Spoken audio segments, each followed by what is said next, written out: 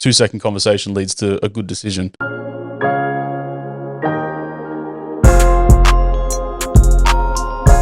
We were chatting the other day and we were talking about SiteWatcher and where to go next, because obviously we're super busy in the agency, WP native apps going well, running out of time, but wanting to launch this product that we feel is going to be great, low cost, very cost focused website monitoring in SiteWatcher. And this little nugget came out of the quick conversation that we had. And oftentimes that's what it is.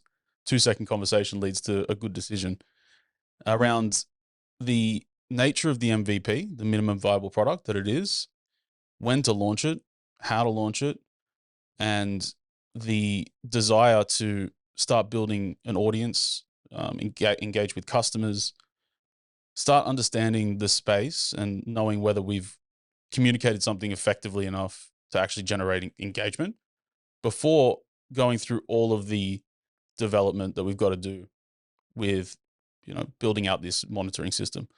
It was a good conversation because you and I were meant to, on the weekend, do some development, and we kept pushing it out because of life being in the way, as well as being so busy during the week that we haven't had time.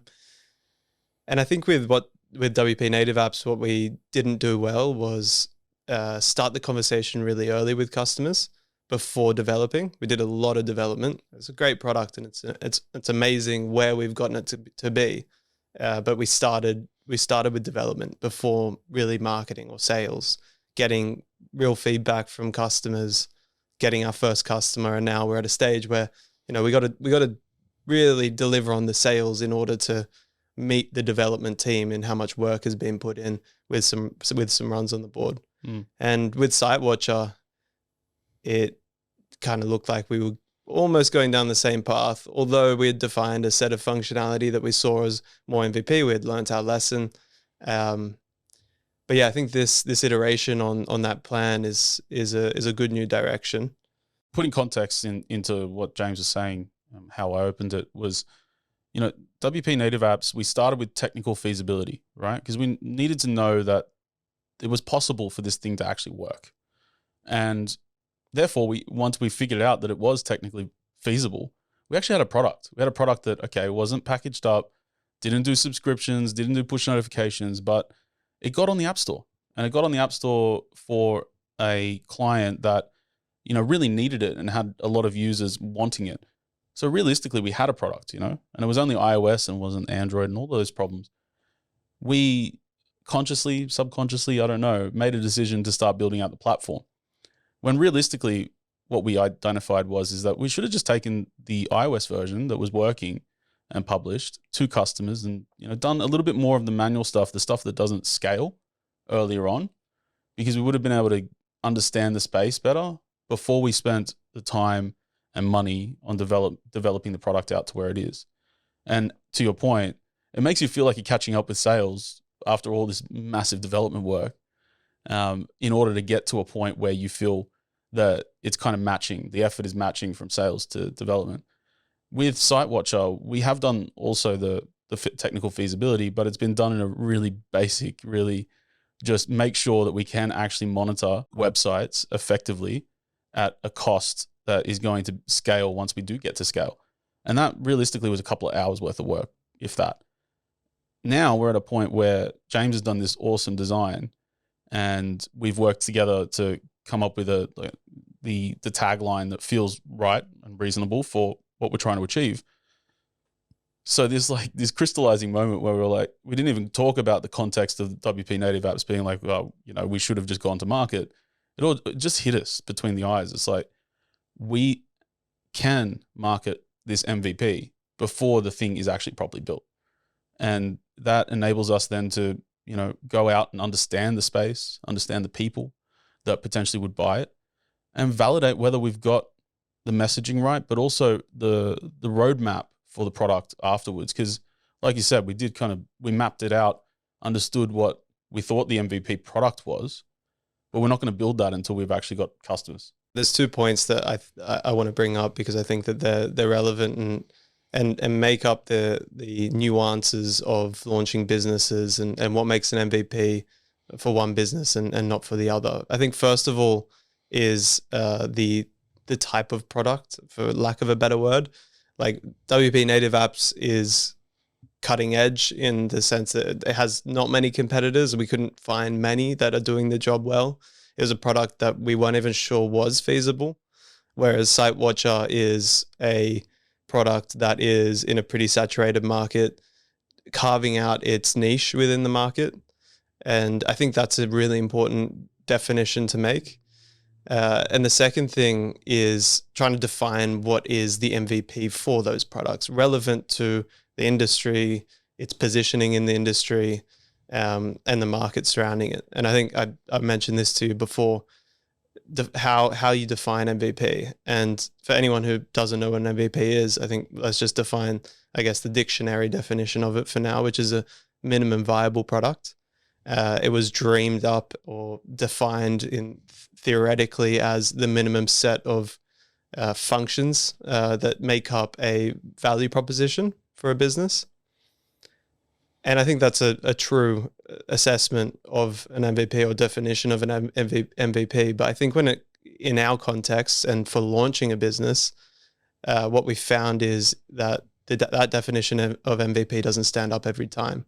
In the case of SiteWatcher, what I think is an important pivot that we're making in defining what an MVP is leading first with what is the most concise way in which we can package the value proposition in a way that is easily digestible by the end customer or the ideal persona. What's the most concise way? Rather than it being what are the functions, what is the way in which we can communicate it? And let's start there. And what did we go with? It's the no bullshit website monitoring service. Which we've toned down to no bull website monitoring service with a emoji. Poo emoji. Yeah. And a bull and a matador. Hopefully we can pull this up on the video. I'm sure we can. Show the front end. Fee's going to show it afterwards in the edit. But the no bull piece, I mean, it's interesting because it came out of the first discussions about where we wanted to go with this strategy. And I kept saying I want to be the low-cost operator. I kept saying, let's be the good different, the Aldi of this space because, look, I mean, contextually where we are in the world right now is everybody knows inflation is causing a lot of problems. Business owners are looking for ways to cut costs, but do with that lower spend everything that they're doing right now. So there's a lot of space, I believe, for low-cost operators. And the great part about that strategy with James's lens of MVPs is that when you're thinking about low cost, you're also thinking about simplistic. Not simple, but simplistic. And the ideal customer that we've identified for this MVP is the business owner who really is just concerned with, not having that embarrassing moment where someone tells them their website is down, and also knowing that they're able to take payments. If they're doing e-commerce or if they're doing bookings or anything else, they'll be the first to know that their website went down, and those that are important to fixing the website are going to be notified right away. So that is a really basic value proposition that obviously all website monitoring systems do. But when you go to their websites to sign up to these things, like we're computer scientists and we were confused by what the hell they were talking about. Yeah, I got no idea. Yeah. Literally no idea when I'm on those websites. Like the pricing tables for realistically what you're trying to do isn't rocket science. Like you wrote the script to actually achieve the function of testing your website if it's up or down in like a matter of hours. Yeah, they've gone and turned it into a really technical product. Undoubtedly, a lot of these brands have products that are quite sophisticated, but we're shooting for a kind of small business owner that doesn't need the sophistication. Yeah, 100%. And it reminded me when we were talking again about what MVPs really mean to us is when I first read The Lean Startup, and it's a prolific book. It's basically like it's royalty when you think about anybody that's written around startup culture, the Silicon Valley effect and all of that. It reminded me of the lean startup, in particular, a story around an entrepreneur that was starting a company that was selling sneakers, and like ideally specialty sneakers. Zappos, I think, was Zappos, called. yeah. And it became a really big business. And what was really interesting about that was that they had no stock.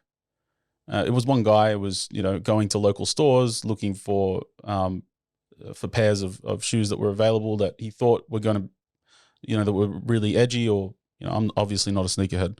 Anyway, and listed those on the website. And when you got to checkout, all it was just entering a email and signing up to show your interest. It wasn't actually an e-commerce store, but what he was able to do with that, with all the analytics and the contact details captured, was able to launch a business knowing that there was going to be demand. And that's a perfect example of the minimum set of things you can do, the minimum set of features you can create, the basic brand that you can do, but the great communication, to your point, that you can launch something and know for a fact that you've reached product to market fit. Because tying it all together, back to your definition, yes, an MVP is all about minimum set of features, activities, functionality, etc. But what you're trying to achieve with that minimum set is product to market fit. You need to know that what you're going out to sell actually has an audience for customers. Is it even as far as product to market fit in the first iteration? Like, I'm almost like, test demand, test anyone gives up, by putting something out there, making it as simple as possible, shooting it out over all of your socials, going into forums, into Reddit, posting about it, getting some kind of interaction. Like, that's so valuable, especially when you haven't done any development. You're going to feel like an absolute legend. Whereas if you've gone and done a shitload of development and then you go and post on Reddit and you get 30 people to your website, no one inquires, you're going to feel like a dickhead, and that's where we've found ourselves in moments. And I think this is an important kind of shift in going, okay, we do know how to build all of the stuff. We know how to make it look great, but we just got to cut to take the leapfrog and get to the point that we actually got people in front of us first. Good point. I mean, taking the business brain out of it and saying product to market fit and putting the human element into it, the position we've felt probably 1,000 times before, when we've created this thing that we thought we know is beautiful, we know has value, and we spent a shitload of time on it and have been like really deflated, disappointed, and to the point where you want to quit on the idea because you've got no engagement. Because fundamentally, as much as it looks good, as much as it does what you expected it to do, what you thought was going to be valuable, you haven't proven that it is valuable. That's what I meant by product to market fit. But the truth is that as the entrepreneur, thinking about how I felt, and what is far more motivating is knowing that somebody is replying to you, good or bad. Somebody is replying to you and giving you feedback, and having an open enough mind to be like, I'm going to take that on. I'm going to learn something from that. You can't do that when you've spent 6 or 12 months trying to build something and then somebody comes in and attacks it, or even says that it's great but doesn't buy, because you get a lot of that too. Oh, this is awesome. I'm going to throw $100 at it, and they haven't done it, Yeah, 100%. And then you're chasing this one person, like bending over backwards to make it work, and because you're too invested in the time. Anyway, so I think coming back to like the MVP and defining it for us, I think the steps, like just roughly from what we've been saying, is define your value proposition first. Define where you want to position yourself in the market. Make sure you're looking at your ideal customer, and then define your MVP. I think on 2 levels: define the MVP functionality and define the MVP approach to opening a conversation. I don't know if there's an easier way to say it than that, but like, what is the cheapest, easiest, most simplistic, but still not simplistic in the sense that it needs to look rough or rushed or anything like that. And I think use SiteWatcher as a good example of that, because that's been like 4 to 6 hours of work to get where we are, and figure out what that is, the simplest yet effective way of packaging and communicating that product. Excellent point. I mean, if you want to spend 100 hours on something, spend 100 hours on a great landing page that communicates one idea, instead of spending 100 hours on 10 different pieces of functionality, which is exactly where we've been before. And just to add I guess, a step zero to what your steps were just a second ago. Make sure you're solving a problem, right? Don't do something needlessly. Look at a problem, whether that's a novel problem, which is incredibly hard to find these days, or that's a problem that you're looking at competitors and saying, I see an opportunity based on the problem that they're solving. I can either do it better, or I can communicate that I can do it better, or I can find a way to do it cheaper. And you can look up Porter's generics just at least to understand, how to differentiate and how to focus on cost or the likes. But you need to find a way to be better to solve a problem. If you're not solving a problem, you've literally got nothing. So it doesn't matter what your value proposition is. It doesn't matter who you're targeting. If you're not solving that problem, you've lost it from the beginning. Yeah, I think it could be helpful and kind of bring it all together to think about what we've done with or the pivot we made, just this minor pivot in SiteWatcher versus how we defined our MVP to how we're defining it now. Yeah, cool. All right, so let's cast our minds back. When SiteWatcher was first discussed, it was myself and John Parlow, my friend from a long time ago. He is in IT, and he has a product that does monitoring in general. He's not his own product, but he buys off the shelf.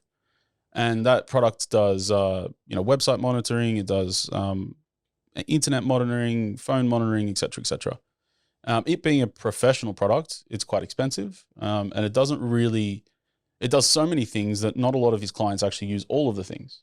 So he started thinking about what could this look like if we pared it down and simplified it. He was talking to me about it. At that time, we had a business together as well. So we started iterating on this idea, and it came to when we started to bring it into Hustle Holdings and as our new venture, that we started to think about, realistically, the people we work with in the agency and have for the longest time are business owners that have asked for website monitoring before and haven't been able to afford or couldn't justify the expense. So we started to think about, okay, what do they need? What do they care about most? And to your point, we started thinking about what are the communication pieces. And the thing that I've always felt when somebody's called me about the website being down, especially when we're not hosting it and maintaining it, is the embarrassment they feel by the fact that a customer emailed them saying, I couldn't get onto your website, couldn't get to this link, et cetera, which obviously is pretty motivating for a business owner. So what we started to do then was whiteboard out the whole thing and look at what are the ways in which we can be helpful, what are the pieces of functionality we need to build. And if you recall, we started talking about, what if we were able to test whether your forms on your website are working? What if we were able to test you could check out? We could create a test payment and then delete the payment, and all of these things are possible. Yeah, this is exactly it, right? We started going into the loop of like, okay, so website monitoring is cool, like just knowing that your website is up, but then like, wouldn't it be cool also if you could find out if payments aren't going through on your site? Like imagine if that's happening, you're losing so much money, like it's super valuable. It's like, yeah, okay, could, but how long is it going to be until we get that built and someone actually pays for it and actually installs it on their website? Exactly right. And then we started looking at competitors, and we saw that all of the things that they were monitoring were similar to what I just described, but they were also talking about doing it from 120 different countries. And they were talking about this thing that it's not just a website they're monitoring, but individual. Up to 1,000 monitors. I'm like, what the fuck's a monitor? Exactly. And who's going to know how to configure them? So what it came down to was we pared all that away and we said, let's put that on the roadmap. Let's think about that as we get customers, because they're great upsells, right? Like who wouldn't want to know that your WooCommerce site went down and this is why? But realistically, what matters most is that we can do the low cost thing, just making sure that your site is live. And that's probably the barrier, like this barrier to entry for a lot of people getting involved in a product like this, especially if we can do it at half the price of the main competitor. So yeah, I think that was our first process of defining the MVP, where we were like, okay, we could do these features. Then we're like, nah, just narrow it down. We're just going to do site uptime. That's a great place to start. Let's go there. Yeah. Then we were like, okay, but we need to be able to add multiple sites, need to be able to add users and like who are our devs and who are our people that we need to notify when the site does go down. And we're talking about building a platform because you got to register somewhere, you got to add your sites, you got to be able to add the team, you got to be able to manage that. So it builds, even though we've refined it down to one function. It's still like, it's not easy. It's still going to be a 2-day, like if it's you and I, 2 days development minimum, right? Yeah. Probably more realistically once you get stuck in, because development's never easy. It always takes more time than you expect. So then the nugget came a week ago or whatever, where we were like, do we need to do any of that shit just yet? Not really. Yeah. And that's when we decided I built this the homepage header with the input. We all just designed it together, came up with the concept together, where you can enter your website URL and it tells you whether or not your website is up. That's it. That's the concept. Mm-hmm. It's just hitting that URL every second is the concept, more or less. Minute, yeah. So then we got to the idea of, why don't we just launch with this? Launch with the header, with an FAQ page, a pricing page. You can enter in your URL. It tells you whether it's up or down. And if you're interested and you want to know whether your website's up all the time, pay $5 a month and we'll just send you an email. There's no platform. You've already entered your email, your domain, sorry. Pay the $5 a month and we'll send you an email if it ever goes down. Perfect. It does the job. It's not incredibly, what's the word, elegant, but it does the trick. And if we package it in a way that looks nice, which is what we're working on, the communication messages are super clear, we may get our first customer. We might not, but we will open the conversation. And we'll learn a lot. Yeah. And just on the point of, the $5, one of the things we were talking about was building out not only the platform, but, the subscriptions piece and making sure that you have an active account, how many sites you have, how much you pay.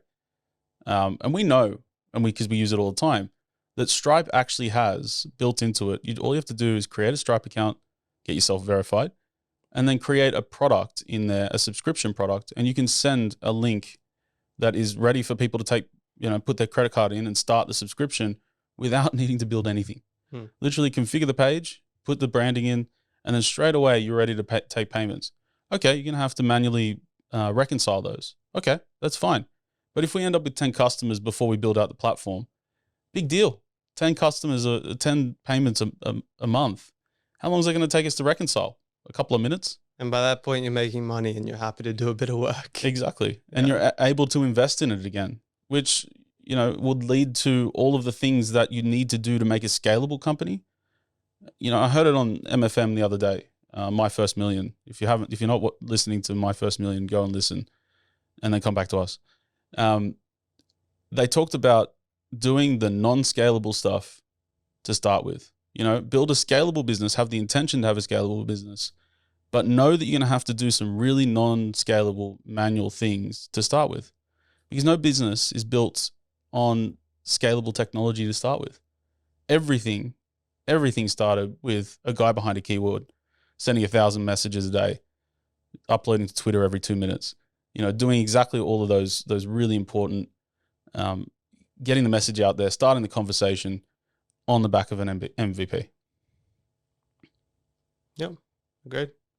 Yeah, we'll wrap it there. And I think it's a good segue into what we'll talk about next time. And when we start to look at what do you do after an MVP and how do you then take it to the next level? How do we then create the scalable economics around the business that can help you go from 10 customers to 100 to 1,000?